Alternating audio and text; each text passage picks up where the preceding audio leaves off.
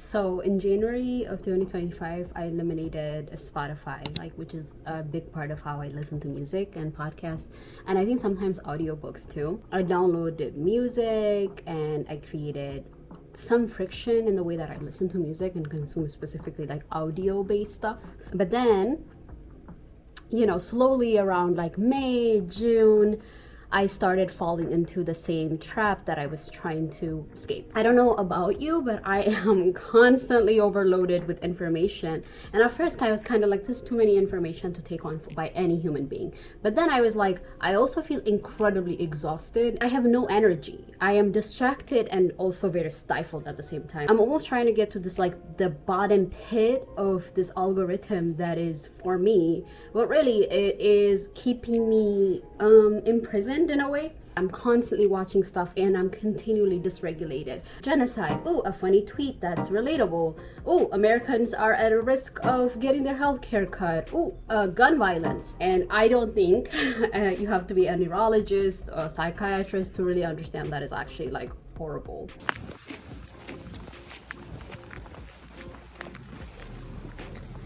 I think lately what I've also noticed is that, which is very ironic, as someone who makes videos like this, I can't even watch videos like this without challenging myself and being like, okay, I'm gonna sit still and watch this video. And I'm not gonna look at my phone, I'm not gonna text a friend while I'm doing it. It's almost like if there's no distractions of these TikTok reaction videos, which is such a trend on the internet right now, I feel like I can see my attention span getting diminished. My attention span is so much worse. Just in the last year, I've noticed it has gotten so much worse, and every year it's deteriorating. I am feeling like my least creative since probably May 2025. I am so stifled creatively. Like I have a lot of ideas, like I have so many ideas, but moving it to the next step and getting it out seems to be really, really challenging. That's one of the reasons I've been making like one video a day all of December with the spirit of Vlogmas, not for any particular reason of quality, but getting it out. I'm trying to get into that practice. I feel like a zombie. I feel like I'm scrolling and scrolling and scrolling, and I'm trying to kind of let either my eye pain or sleep win. And usually the eye pain comes first. And then sleep follows. I know it's bad for me, and I have read all the studies, I have read all the books, I have watched all the videos breaking down, but I guess one philosopher said, Stare at your phone, mouth wide open, brain off. The only two body parts moving are your thumb and your eyelids while you consume the most brain-dead content the internet has to offer. I think all the companies are competing for our attention span, and we know this, and I'm tired, and I have put these challenges every few weeks to get out of this sunken place. I think I called this in a few months ago. Like I think my sister and I have been talking about this thing of like, we're all in the sunken place when we're on social media and trying to get off social media and getting on social media, because being on social media is the norm, and so we feel like we're continually sinking in deeper and deeper. I think the amount of videos I've watched from content creators with like this forlorn thumbnail that seems to do the same thing. I got rid of my smartphone for a week. I got off YouTube for a week. There's also the extreme of people like, I am off social media 800 days after social media, who consistently tell me the same thing, and I refuse to listen. Our attention is for sale. I have read Techno-Feudalism, How to Do Nothing, The Attention Economy. I have read Digital Minimalism. I've read Dopamine Nation. Our attention is for sale, and our neural pathways are changing in real time, and it's been for a while. I just can't continue to live this way, and somehow I think we've gotten to a place of like really getting comfortable with it. Like I'm talking to my friends and stuff like that, and they're very much like, yeah, it really sucks. Like I'm on social media like 6 hours, 5 hours, or like my screen time is like so bad and I don't know what to do except like continue to scroll.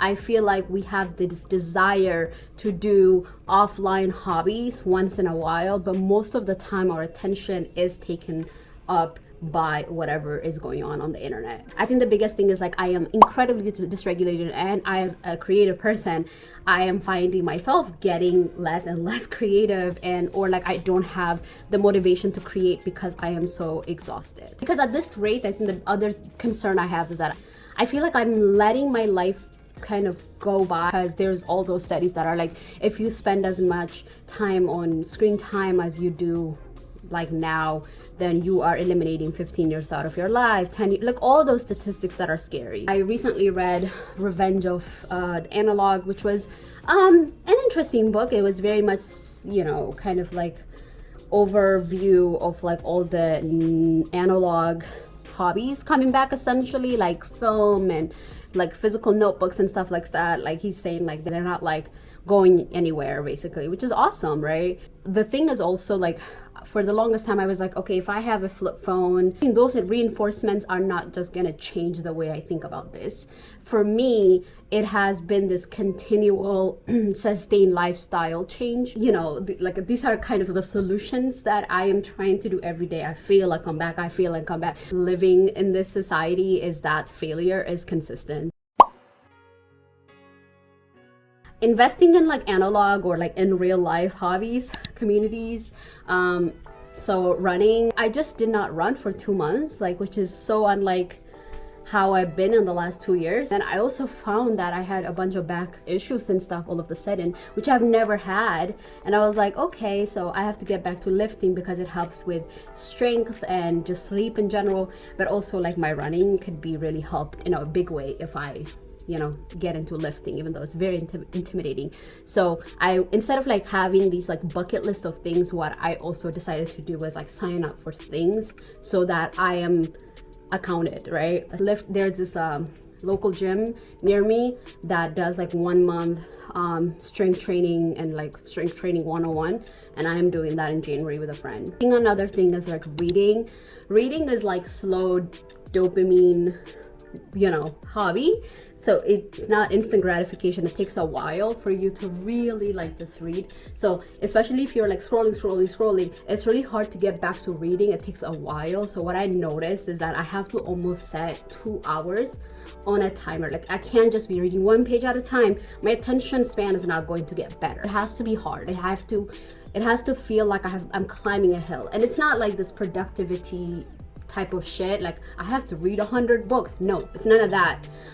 It's more like I am wrestling. It's this resistance that is put in place, and if that resistance is like bigger and like more hillier, that means I need to kind of push more. So for me, it is to put 2 hours, even if I'm not reading for 2 hours worth of like, you know, the text. I have to just be focusing on reading and not doing other things as I am like in those like 2 hours. I don't know if that makes sense. I think another thing that I really like is like decoupaging, making like little zines and just physical text and stuff like that. I have so many magazines and stuff. I was really into this like last winter, and I think like really asking the question of like, is it consumption or is it an actual hobby that enriches me and leisurely lets me spend my time? I think a lot of us have shifted because of this productivity society that we live in under. It has become really hard to know when you're actually having a leisure moment versus like, I have to do it because it's a challenge. You know what I'm saying? Like it's really, really difficult to separate the two. I don't think a lot of us spend time actually being like, okay, this is like a fun thing that I'm doing. Like it's almost like we're trying to get better. There's a goal there. And I think those metrics actually make us hate the thing. I don't know, like for me, what I've noticed is that when I put these metrics, I get to a place of comparison and I'm bitter and I am just like, okay, like I'm not getting any better at this. Like that's what I did with crocheting. I was doing crocheting and I realized that I was not as good as the people that I was watching on YouTube, and I was like, okay, fuck this. And that's not how hobbies work. It's for leisure, but because it is about getting better and like selling it, maybe opening an Etsy store, not that I'm trying to do that, there's something in the back of my mind like, what is the point of this, right? Like what's the point of this? I heard someone say this a while ago. It's like, get into mini projects. I always have little mini projects, okay? So last month I was like, I'm gonna build an altar. So I built a little altar, and that was like really fun, really exciting, because it's something that I've been wanting to do, and it was a very spiritual thing that I wanted. I was trying to create like a little like drying flowers and roses of all the and like eucalyptus, so that I can put like in the winter, I just love having dried flowers instead, because we don't get to go outside as much as possible because it's, you know, deep winter. And so having like dried flowers kind of just add a little bit more excitement in my life. I don't know. Oh, like just YouTube videos and stuff, and like writing. I've gotten really into Substack. I'm not like, I feel like even comparing myself with other writers, like at first I was like, oh, my writing is not as good as that person or the person I follow. And I was like, wait, that's not the point of why you're writing. How do I explain this? I'm not trying to replicate what someone did. I am trying to create in the way that I am and like find some joy, leisure, and if someone enjoys it, likes it, that's cool. So Substack, what I've said to myself is like, okay, I'm gonna put out at least one Substack post a month.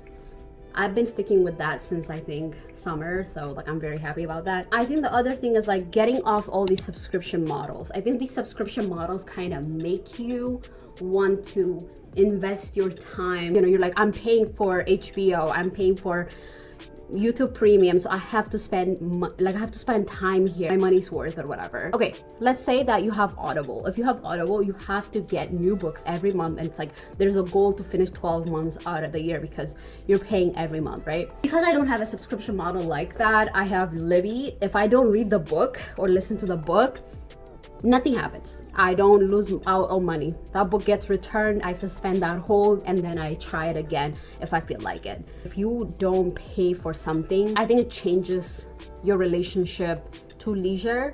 It changes your relationship with like continuing to scroll and continuing to get in the soup of scrolling until we're out of breath. I think this is like a hard one, and again, like this is the caveat, like one of the best things about technology is that it has created a lot of access points for people with disabilities, people that don't have a ton of spoons every day, right? Like just people are like going through a lot of different things. They're very busy, so you can get food delivered, you can get your groceries delivered, whatever the thing is, right? The frictionless of like this convenience tax is that it also has made it so that I can continue to scroll, you can continue to just get in the routine of easy without having any friction. So I don't have to go to the grocery store, I don't have to walk to the local co-op, I don't have to go to the cafe, I can get it delivered, maybe do like a pickup order or something. Like I think there needs to be some resistance in some parts of your day. This is with the asterisk of like if you have a disability or you have like other life circumstances that are preventing you, like it totally makes sense. But if you are like, for me, I need to have some frictions for me to continue to not get into this routine of like scroll, and then like I'm just like in this, especially in the winter when I don't have a chance to walk as much outside, I just don't see people as much. Like your routine becomes like scroll, and like 5-6 months go away. Sometimes like literally staring at the ceiling, staring at the wall itself is better and more friction. There's friction there than easy thing, which is just being on YouTube watching video essays for the 5 millionth time saying the same ass shit, right? The biggest takeaway is to never sink into apathy. I think it's really easy to be like, well, like all these companies have invested, you know, billions and billions and billions of dollars, and it's like a slot machine at this point. So like, why would I even try to like create some friction and resistance for myself? That's what they want, right? Like that's what they want. They want us to use the Grok and Gemini and all these like AI assistants, and for us to continually be worse off, and for us to be less critically asking ourselves like, am I actually living like my purpose? And by purpose I mean like, am I living like a human life? Am I living in the now, right now? Am I seeing the people that I love? Am I in community? The easy thing is to isolate yourself, to not go to the holiday party. The easy thing is to stay and be a hermit in your home. You know, there's like a lot of benefit and importance and place for that, but I think if that is the routine and the frictionless way of living that we're so used to, I think that will mess us up, and I think that will make us even more and more and more alone. These companies want us to be worn out because the bottom line is that like that makes them money. You know, my attention is taken and like I want to be at home watching stuff and I'm not seeing my friends, and I want to order food from DoorDash or Uber Eats. Instead of going to the library, I'm buying my books and getting it delivered by Amazon. Instead of getting, you know, my friend or my sister to pick me up from the airport or getting me to be dropped off at a place, instead I'm asking Uber or Lyft for these services to create frictionless way of existing. Then we're gonna be more worn out. We're gonna feel less in community, and I think that will make them more money. So I guess for the sake of not letting these companies make more profit on my attention, I'm gonna try to do my best to continue to not sink in. And if I fail, I have to continue, do this again and try this again and do this again, try this other solution. I guess that's the only way to not be so distracted from our lives and not be so stifled from doing the things that we want to do, because I think drowning in content and being distracted from your life is one of the most dysregulating and really heartbreaking things that the society has brought up for us, because the internet is free, but it's really not that free.